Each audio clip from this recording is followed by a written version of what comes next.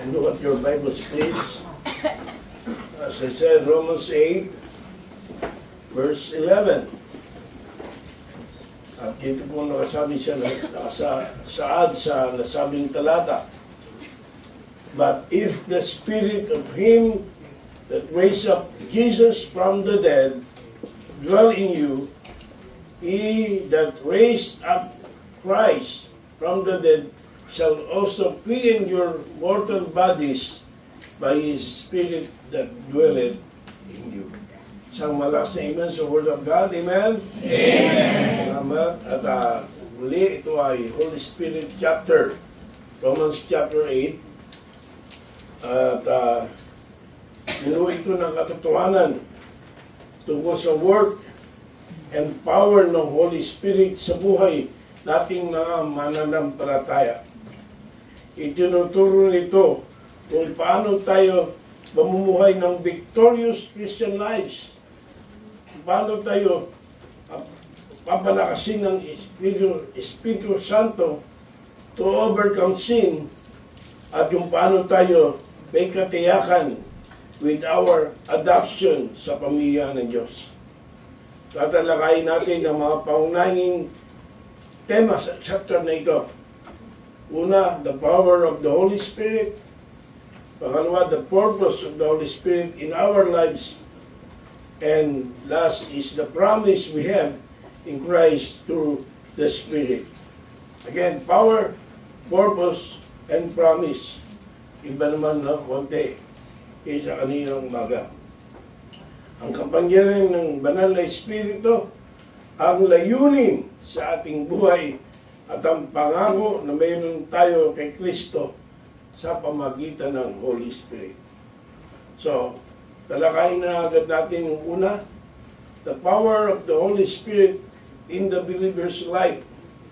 Ang kapangyarihan ng banal na Espiritu sa buhay ng mananampalataya. Are you a believer? Amen. Are you saved? Amen. Then, this is for you. At sa hindi naman sa ating mga panuwin, we pray that you will also will become a believer of Jesus Christ. And yung naranasan ng pagliligtas niya sa iyong kaluluwa. Nawa ay God will extend His saving grace sa ating mga kaibigan.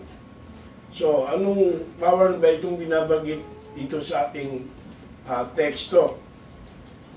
Yung nakalubin sa chapter 8, verses 1 to 17, hindi natin babasahin. Mahaba. No? Una sa lahat, yan ay power to free from the curse of condemnation. The power to free from the curse of condemnation. Ang kapangyarihan upang palayain tayo mula sa paghatol ng kasalanan. Yan po sinasabi sa verse number 1. Yung pisahan ni Apostle Paul ang chapter na ito sa isang bold declaration that there is therefore now no condemnation to them which are in Christ Jesus. Walang anumang hatol sa mga nakay Kristo Jesus. We don't have condemnation. Sabi ng Bible. Amen? Amen. If you are in Christ Jesus, there is therefore now no condemnation. Isang makapangyarihang pahayag ito para sa bawat mananampalataya. A powerful statement for every believer. Sa pamamagitan ng Holy Spirit, tayo ay pinalaya mula sa penalty of sin. Amen. Inako ng Panginoong Jesus ang punishment sa ating mga kasalanan at nang magtiwala tayo sa Kanya, tayo ay pinapawalang sala. Ibig sabihin, we are declared righteous sa mata ng Diyos. Amen. At ang Holy Spirit ang nag-apply ng sacrifice ng ating Panginoong Jesus sa ating buhay, canceling the debt of sin at binalaya tayo from guilt and shame. Again, canceling the debt of sin at binalaya tayo from guilt and shame. Ang susi dito sa freedom from condemnation ay isang bagay na ating natamo Hindi sa pamamagitan ng ating gawa. Ito ay isang gift through Jesus Christ.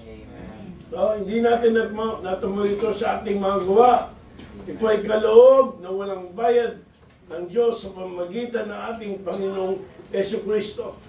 Ang Holy Spirit ang gumagawa sa atin to internalize this truth so that we can walk in that freedom. Imagine natin ang isang bilanggo na humaharap sa isang judge at siya ay guilty sa lahat ng akusasyon laban sa kanya. Ngunit isang kamangang pangyayari ang naganap sapagkat buksan ng judge ang court record. Nagulat siya. Nakita niya na ang lahat ng mga charges sa bilanggong ito ay nabayaran na. Ang ibig sabihin, ang bilanggo ay free to go. Dapat na siyang makalaya. Siya ay hindi na dapat makulong pa. At ganyan ang ginagawa ng Holy Spirit. Dinideklara niya na tayo ay pinapalaya na mula sa mga charges at parusang nakakabit sa ating mga kasalanan. Amen? Amen. Tayo pinalaya na. Amen. Amen. Sa charges at parusang nakakabit sa ating kasalanan. This time, may isipin natin ng isang artist na gumagawa ng isang masterpiece. Habang siya gumuguhit ng isang stroke ng brush, ang buong painting ay nag-transform when he used the stroke of the brush he's using. Nagbago yung painting. Ganyan ang ginagawa ng Holy Spirit. Through Christ's sacrifice, pinipinturahan niya ang ating mga kasalanan at binabago niya tayo upang maging matuwid sa mata ng Diyos. Kaya nga, sang-ayon ako sa sinabi ni John MacArthur. Quotation ulit tayo. Sama-sama, sabay-sabay basa. The Holy Spirit brings us from the curse of condemnation to the blessings of justification and sanctification. Amen. Amen. Ang Holy Spirit ang nagdadala sa atin mula sa sumpa ng paghatol patungo sa pagpapala ng pagpapawalang sala at pagpapakamaran. Another quotation, bagamat din natin masyadong inendorse siya si Graham, pero maganda sinabi niya tungkol dito. And read again, 1, 2, 3.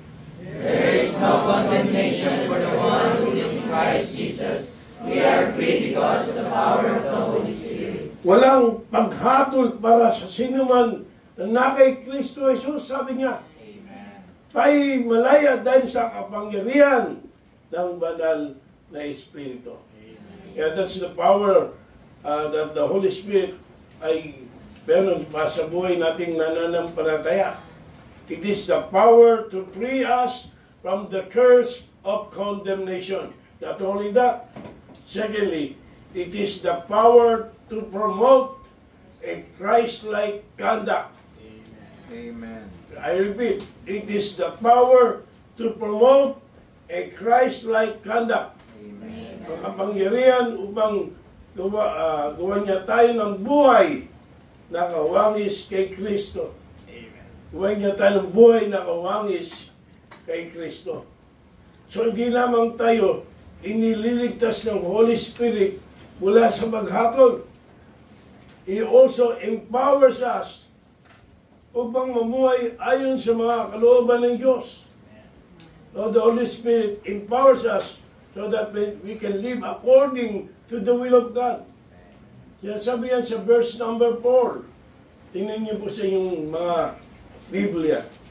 Verse number 4. That the righteousness of the law might be fulfilled in us who walk not after the flesh, but after the Spirit.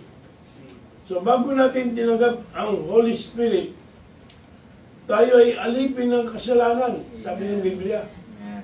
At hindi natin kayang mamuhay ng ayon sa nais ng Diyos.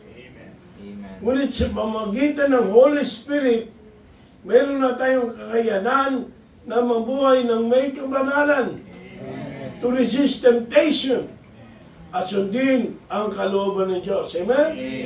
Yan po ang dinulot ng Holy Spirit sa ating buhay. Ang Holy Spirit ang nagbibigay sa atin ng lakas upang magawa ang mga bagay na hindi natin kayang gawing mag-isa. Hindi natin kayang gawin sa ating sarili.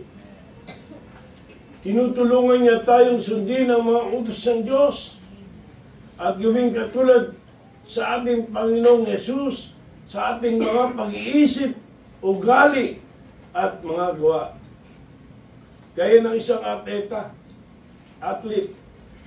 na umaasa sa masusing pagsasanay upang mapabuti ang kanyang performance.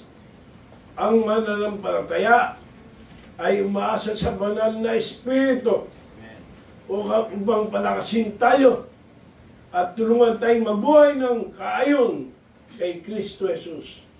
The Holy Spirit strengthens us to walk in holiness. Ang Holy Spirit ang nagbibigay sa atin ng kakayanan at lakas na lumakad sa kabanalan. Isipin nyo isang halaman na inaalagang at pinalalago ng isang hardinero. Ang halaman ay umaasa sa pag-aalaga ng hardinero sa sikat ng araw at tubig upang lumago, upang maging malakas at mamunga ang halaman. At ganoon din ang ginagawa ng Holy Spirit sa ating mga kapatid. Tinutulungan niya tayong lumago at magtagumpay sa ating pananampalataya at mamuhay ayon sa kalooban ng Diyos. Kaya nga sabi ni A.W. Tozer, sabi niya, okay, handa, basa. The Holy Spirit doesn't just save us from sin. He empowers us to live a life of holiness and righteousness. Ang ibig sabihin niya, hindi lamang tayo inililigtas ng banal na Espiritu mula sa kasalanan, kundi pinapalakas niya tayo upang mabuhay ng buhay na kabanalan at katwiran. Sabi ni Charles Stanley, okay, basa ulit. Spirit-filled life is not an option for Christians. It is the only way to live victoriously. Ang ganda sinabi niya. Ang buhay na puspos ng Espiritu ay hindi isang opsyon para sa mga Kristiyano. Hindi bagos ito ang tanging paraan na dapat nating maging buhay para makamtan natin ang tagumpay. The only way to live victoriously, tanging paraan upang mamuhay na matagumpay tayong mga Kristiyano. At yan po ang sinasabi sa Romans chapter 8 patungkol sa power of the Holy Spirit sa buhay nating mga mananampalataya. Naintindihan niyo ba ako? Amen. Okay. Secondly, sa verses 18 to 27, marami na naman. Sa dawa nung binabasa nyo kanina, inuunawa nyo na yung verses para maintindihan nyo ating sinasabi ngayon. We have here the purpose of the Holy Spirit in the believer's life. The purpose of the Holy Spirit sa buhay ng isang mananampalataya. Ang layunin ng banal na Espiritu sa buhay nating mga mananampalataya. Again, that's from Romans 8, 18 to 27. At anong purpose yan? Una, the purpose to provide comfort in crisis. The purpose to provide comfort in crisis. Ang layunin na magbigay ng comfort, kaaliwan, pag may crisis sa ating buhay. Now, look at verses 18 to 23. Romans 8, 18 to 23. Sabi niyan, for I reckon that the suffering of this present time are not worthy to be compared with the glory which shall be revealed in us. For the earnest expectation of the creature waited for the manifestation of the sons of God. For the creature was made subject to vanity, not willingly, but by reason of him who hath subject the same in hope, because the creature itself also shall be delivered from the bondage of corruption into the glorious liberty of the children of God. For we know that the whole creation groaneth and travaileth in pain together until now. And not only they, but ourselves also, which have the first fruits of the Spirit, even we ourselves groan within ourselves, waiting for the adoption, to wit, the redemption of our body. So, the purpose is to provide comfort in crisis. Itong binasa natin, pinapahayag ni Apostol Pablo ang tungkol sa suffering na ating daranasin sa buhay. Yes, may suffering kahit Kristiyano. Pero gayon pa man sa gitna ng ating mga pagdurusa, ang Holy Spirit ang nagbibigay comfort sa atin. Tutulungan niya tayo makita beyond our present struggles at paalalahanan tayo sa eternal glory na naghihintay sa atin. Ang Spirit ang nagmi-minister sa atin sa oras ng ating kahinaan at nag-intercede sa atin when we don't know how to pray. Sabi ng verse 26. Look at verse 26. Likewise, the Spirit also helpeth our infirmities, for we know not what we should pray for as we ought. But the Spirit itself maketh intercession for us with groanings which cannot be uttered. Naranasin na yun, di ba, yung napakabigat ng problema. And you want to pray. Pero parang you don't know how to pray. That moment, parang nahirapan ka, ano yung pag-pray mo? Yun naman, sabi ng Bible, ang Holy Spirit ang mag-intercede sa atin when we don't know how to pray. Hello? Amen. So, ang Holy Spirit ang magpuprovide ng comfort, strength, at perspective during the trials na hinarap natin sa mundong ito. Sa gitna ng paghihirap, ang Espiritu Santo ang nagbibigay sa atin ng lakas at kapayapaan na hindi kayang ibigay ng mundong ito. Peace that surpasses all understanding. Pinapalakas tayo ng Espiritu Santo at binibigyan tayo ng tiyaga upang magpatuloy. Yes? No? Kung sa atin sarili lamang, matagal na tayong tumigil. Ha?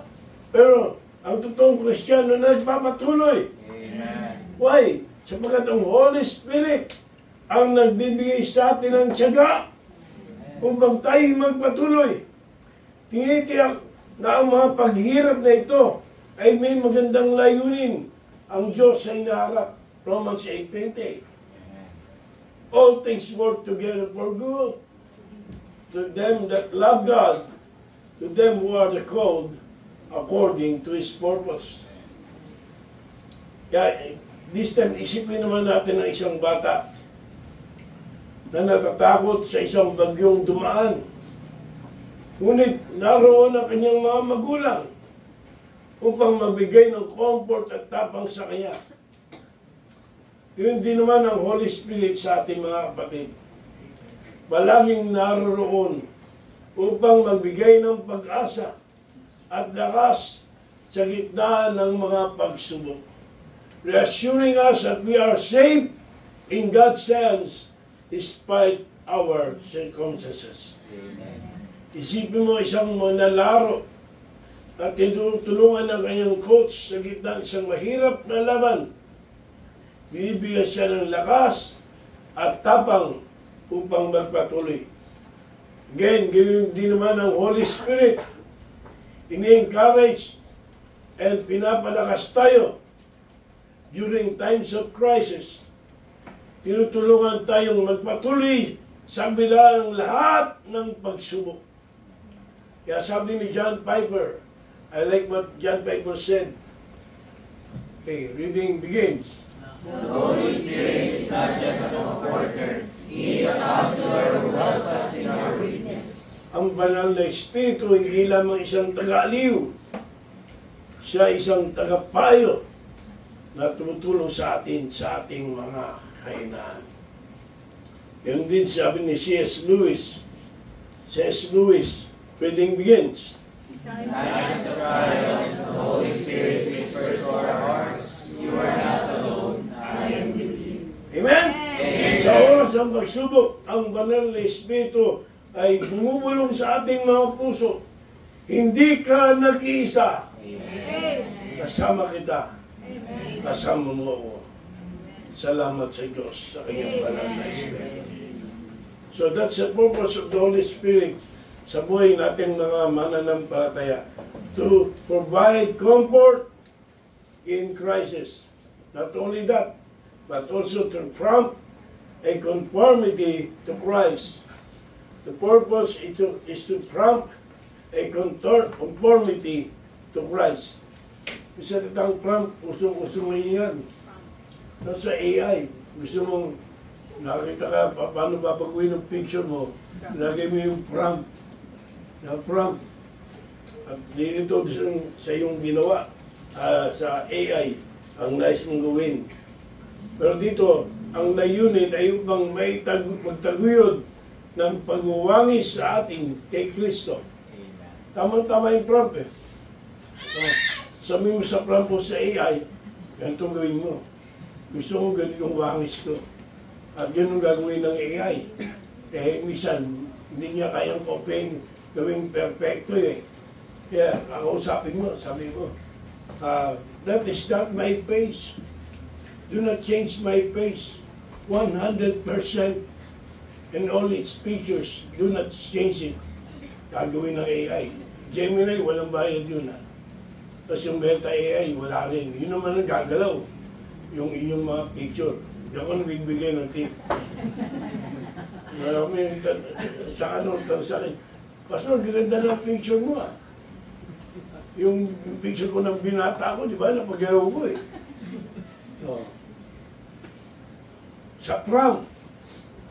But this time, yung prom, tumutuloy tayo sa conformity to our Lord Jesus Christ. Ang banal na Espiritu ay hindi lamang nagko-comfort sa atin.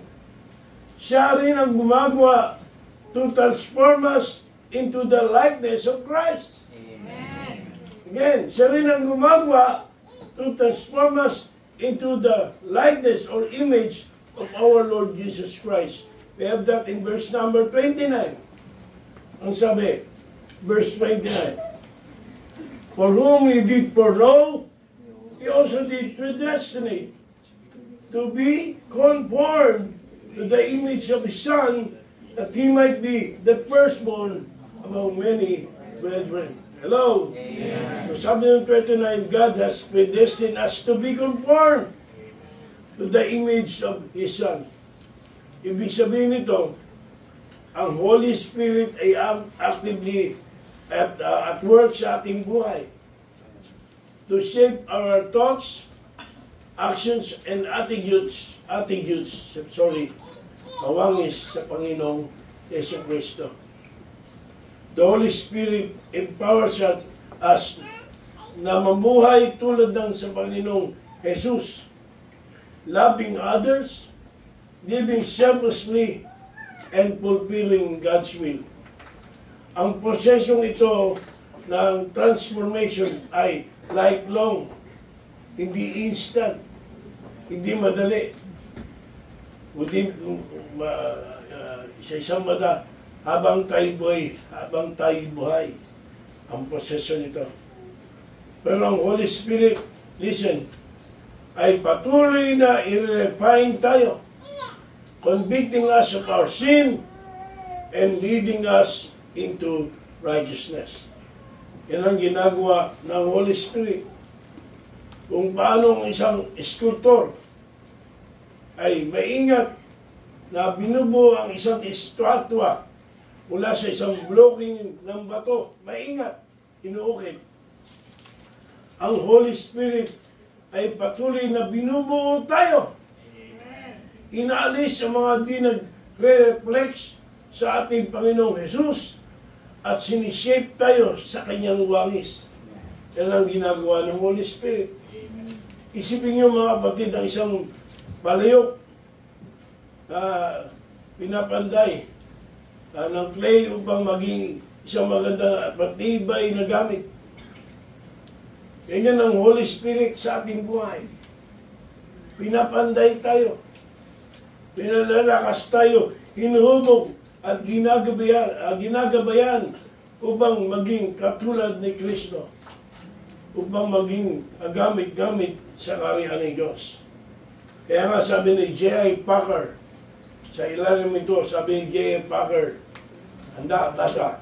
The Holy Spirit's job is to make us more like Christ, transforming us from one degree of glory to another. Okay, read it once again, louder. The Holy Spirit's job is to make us more like Christ, transforming us from one degree of glory to another. Amen. Ang layunin ng Banal na Espiritu ay gawin tayong tulad ni Kristo. Amen. Binabago tayo mula sa isang antas ng kaluwalhatian patungo sa isa pang antas nito. Amen. Sabi ni D.A. Carson,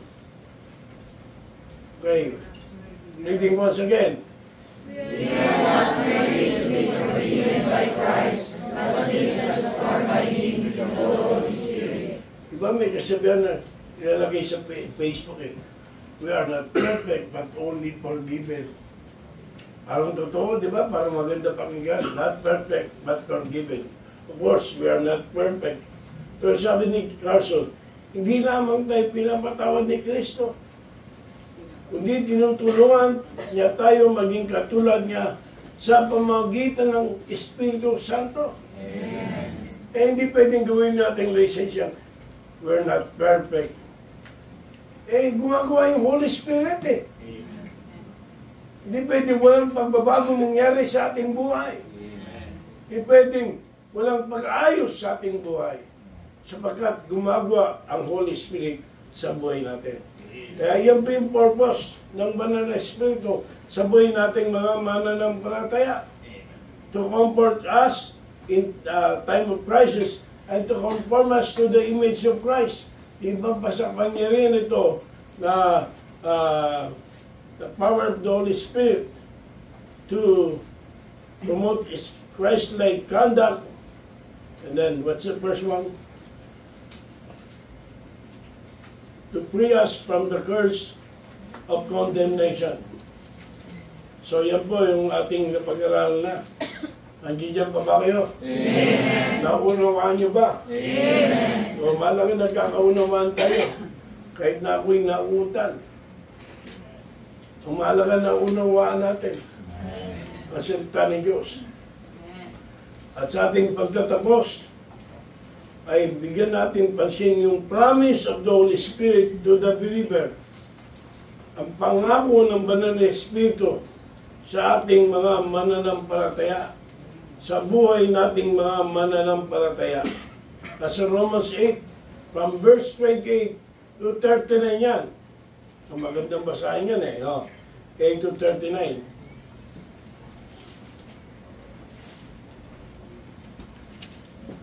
Anong pangako ng Holy Spirit? Una, the promise of assurance and security in Christ. The promise of assurance and security in Christ. Ang pangako ng katiyakan at seguridad sa ating Panginoong Jesus. Ang Holy Spirit assures believers that they are children of God.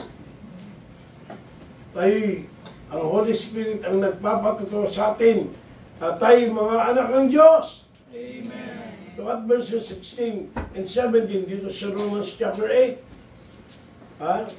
Sabi niya sa 16, the Spirit itself beareth witness with our spirit that we are the children of God.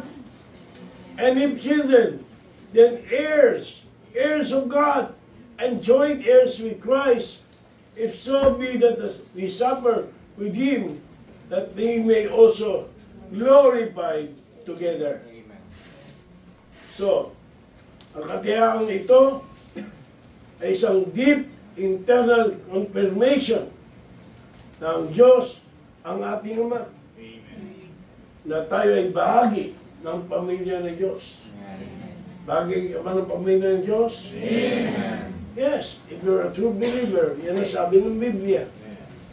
Kaya ano man ang ating mga pagsubok sa buhay, ang Holy Spirit ang nagtitiyak sa atin na kanyang hindi nagbabagong pagmamahal sa atin. At walang mapaghiwalay sa atin wala sa kanyang pagmamahal. Amen.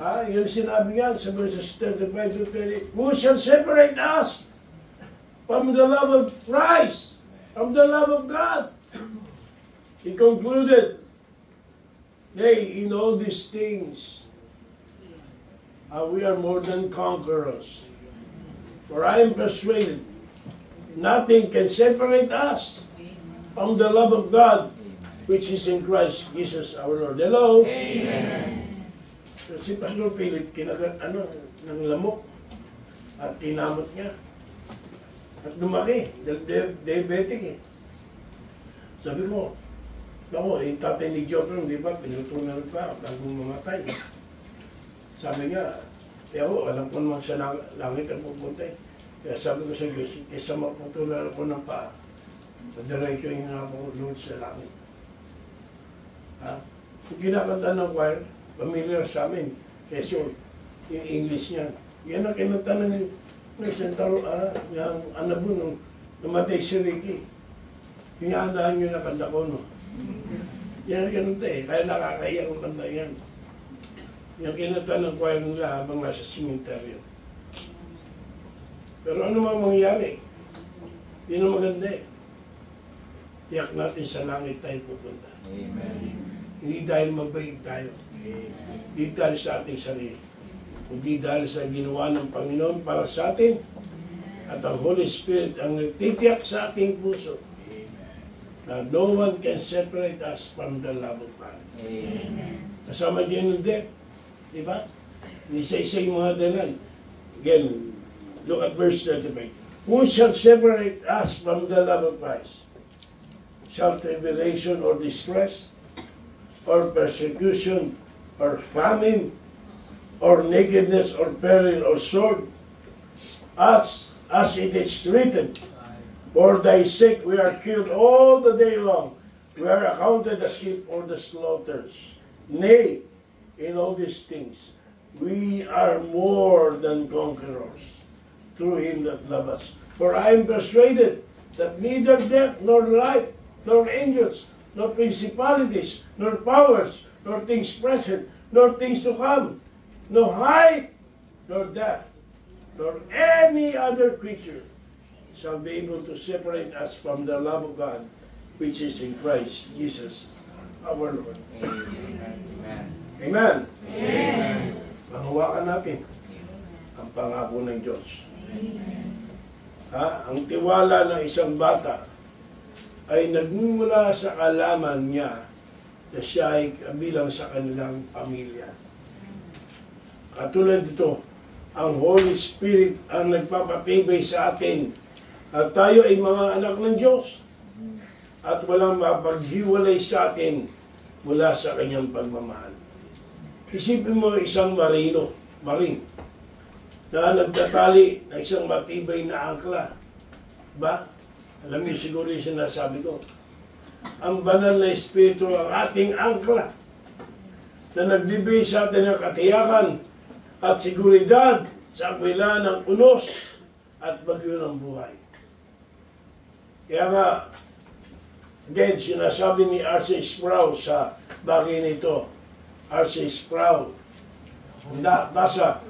The Holy Spirit whispers to our hearts, you are a child of God, assuring us that we belong to Him forever. Ang banal na Espiritu ay bumubulong sa ating mga puso. Ikaw ay anak ng Diyos. At pinagpapasalamat natin na tayo ay kabilang sa Kanya magpakailanman. Amen? Magpapasalamat ba kayo? Amen! And then sabi ni Charles Spurgeon, okay, basa ulit. We are more than conquerors through Him who loved us, and His victory is sealed by the Holy Spirit. Okay, bibigyan yung una, tayo ay higit pa sa mapagtagumpay sa pamagitan niya ng mahal sa ating. At ang tagumpay na ito ay pinagtibay ng banal na Espiritu. Amen. So that's the promise of the Holy Spirit sa ating mga mananampalataya. Kaya nga ba sa ating mga kaibigan, it's a good thing na ikaw ay maging mananampalataya. Sapagkat may pangako ang Diyos para sa mga mananampalataya. The promise of assurance and security in Christ. At panguli, the promise of glory and victory in Christ. Amen. Amen. Again, the promise of glory and victory in ano yan? Ang pangako ng kalwalatian at ang tagumpay sa ating Panginoong Jesus. So ang Holy Spirit ay hindi lamang isang garantiya ng ating security, kundi isa ring down payment sa ating future glory na naghihintay sa atin. Is also our down payment. We have that in Romans 8, 18 to 23. O babasahin ko tingin sa Bible nyo. Again, Romans 8, 18 to 23. Ang sabi, therefore, have ye mercy on whom, chapter 9. Sorry. For I reckon that the sufferings of this present time are not worthy to be compared with the glory which shall be revealed in us. Kung Bible mo yan, wala pang marka yan. Markahin mo ngayon. Yung pangako. Ang daming hirap, ang daming problema, pero hindi mo pwedeng ikumpara yan sa kabalatiang hinahanda ng Diyos para sa atin. For the earnest expectation of the future waited for the manifestation of the sons of God. Anong earnest expectation? Down payment. Yan yung down payment. Di ba?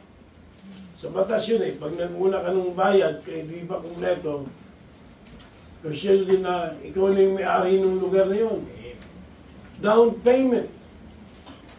Ayun nyo, kaya nakapigyak tayo ng kaligtasan sa down payment, which is the Holy Spirit na nasa ating buhay.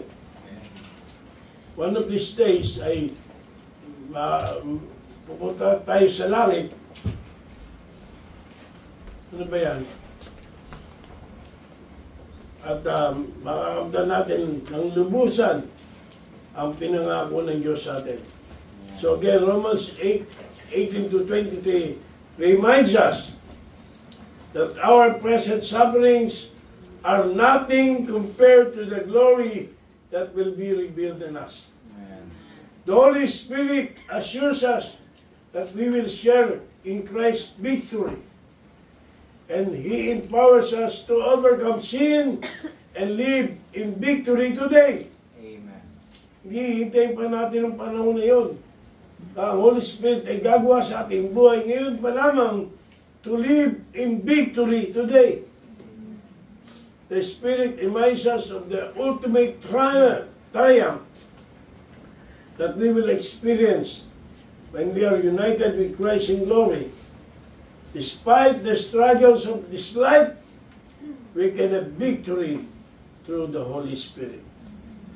Isipin niyo mga kapatid, ang isang manlalakbay na naglalakad sa mahabang daan at nahihirapan. Ngunit titingnan ang dulo ng daan na puno ng magandang tanawin. Tingnan ang ginagawa ng Holy Spirit sa atin. Binapalakas tayo upang magpatuloy habang ang ating mata ay nakatuon sa kalwate na naghihintay sa atin. Katulad ng isang atleta na hirapan sa kanyang karera, ngunit patuloy na tumatagal dahil alam niya meron isang premyong makakamtan. Ang Holy Spirit ay nagbibigay sa atin ng lakas upang magpatuloy at magtumumpay sa buhay na ito habang tinitingnan natin ang walang hanggang kalwalhatian. Kaya nga, sabi ni John Stott sa bagay na ito, John Stott, okay, reading begins. Glory that is to come makes all the present suffering seem small in comparison. Ang kawalhatian na darating ay nagpapaliit sa lahat ng mga kasalukuyang paghihirap. Nagpapaliit sa lahat ng mga kasalukuyang paghihirap. At sabi ni N.T. Wright, okay, handa, basa. The Spirit is the guarantee of our victory, the down payment of eternal inheritance we will enjoy in Christ. Ang Espiritu ay ang garantiya ng ating tagumpay. Ang paunang halaga ng walang hanggang pamana na matatamon natin kay Kristo. Amen. So that's the message of Romans chapter 8. It's about the Holy Spirit. Na? Tungkol sa Holy Spirit, gawa ng Holy Spirit sa ating buhay. Ang kanyang kapangyarihan, ang kanyang presensya sa buhay natin, ang kanyang pangako. Ang Holy Spirit, nakalulungkot na sa ating mga Baptist. Takot na takot pag-usapan ng Holy Spirit. At hindi naunawang lubos ang kalagahan ng Holy Spirit sa ating buhay. Nawa sa mamagitan ng mensahe ngayon ay nakita natin ang kalagahan ng banal na Espiritu sa buhay na ito. The Holy Spirit empowers believers to live free from condemnation and to walk in righteousness. At ang Espiritu comforts us in suffering, conforms us to Christ's image, and assures us of our identity at tayo'y mga anak ng Diyos. The Holy Spirit ay gumagarantiya ng ating future glory and gives us victory over sin and death, offering peace, hope, and security. I want to challenge everyone once again.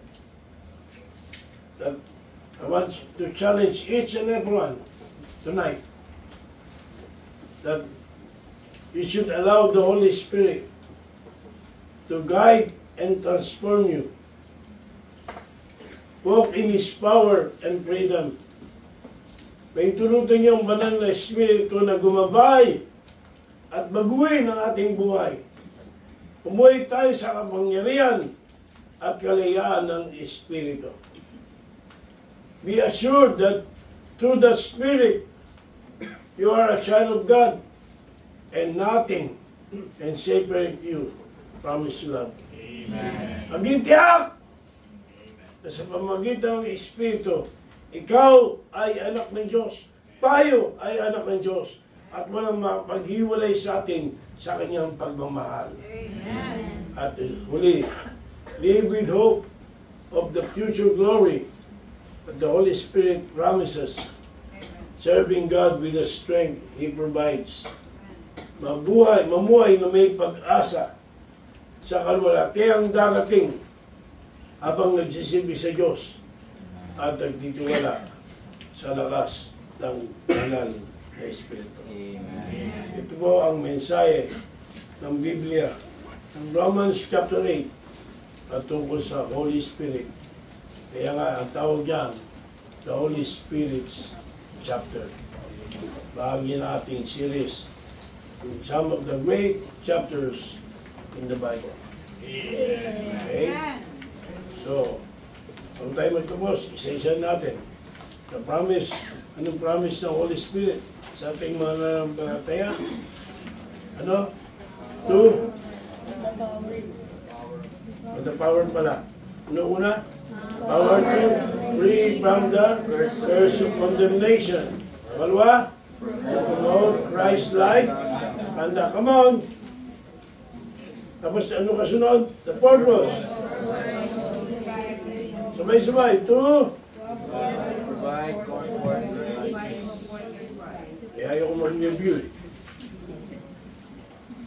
To provide what? Comfort in Christ. And then, secondly, to? Conformity to Christ. Okay. And finally, we have the promise.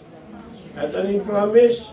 Assurance and security in Christ. And, Glory and victory in Christ. kaya sa lahat ng yan, may dahilan ba para hindi natin i-allow ang Holy Spirit na siya mag-control sa buhay natin at gumawa sa ating araw-araw na pamumuhay sa mundong ito, samantalang siya ang magdudulot ng kailangan nating tagumpay. Ito po ang salita ng Diyos. Amen.